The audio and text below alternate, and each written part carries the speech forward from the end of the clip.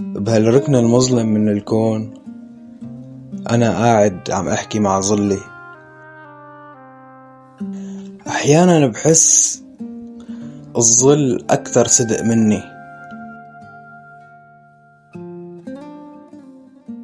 لأنه الظل ما بيخبي شي، بيعكس كل شي، حتى ضعفي، حتى خوفي. هالعتمة مو بس حوالينا، هالعتمة جواتنا، مثل وحش صغير عم يكبر كل ما استسلمنا. الوطن صار ذكرى نطاردها، صار صوت مكتوم بين الحيطان.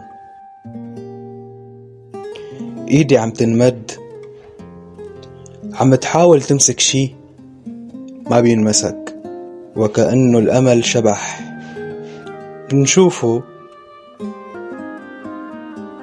بس ما بنقدر نعيشه. ليش الحرية بعيدة لهالدرجة؟ وكأنه في اتفاق بيننا وبين هالعتمة، نحن نبقى هون وهي تبقى حوالينا. بس شو إذا نور صغير يجي، أو شو إذا هالعتمة تتصدع؟ معقول؟ أو مجرد وهم جديد نحتمي فيه؟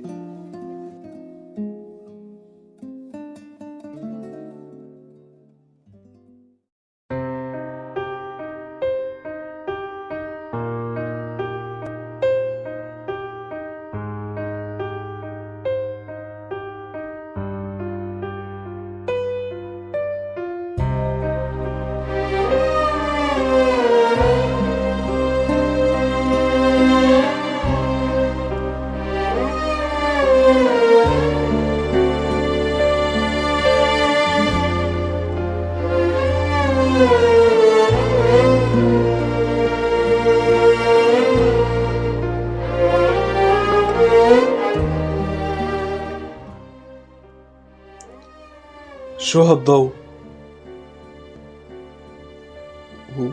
وين الظل؟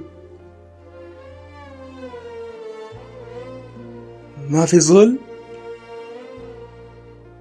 كيف ما في ظل؟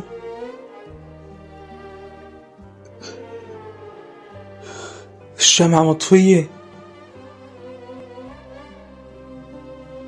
بس النور لسه موجود. معقول؟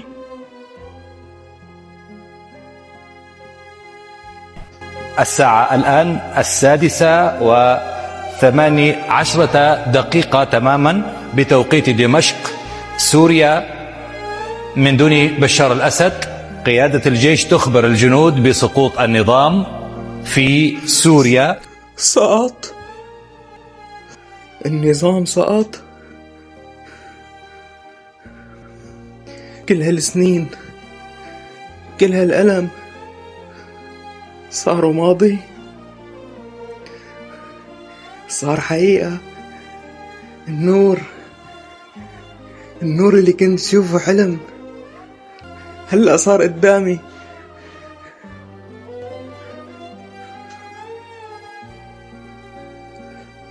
بس كم واحد دفع حياته مشان هي اللحظة؟ كم دمعة نزلت؟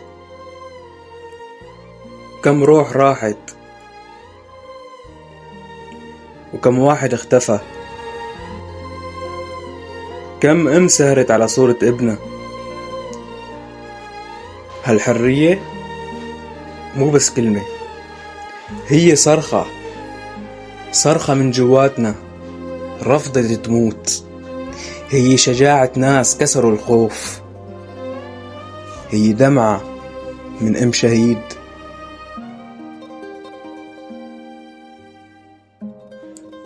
ونبض من قلب معتقل.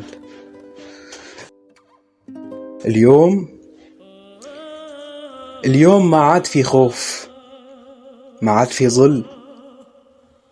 الوطن رجع حر، رجع حر ونقي.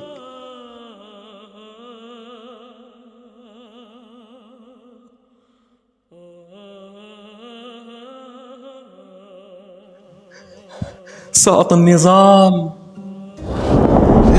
سقط، النظام سقط، بشار انقلع.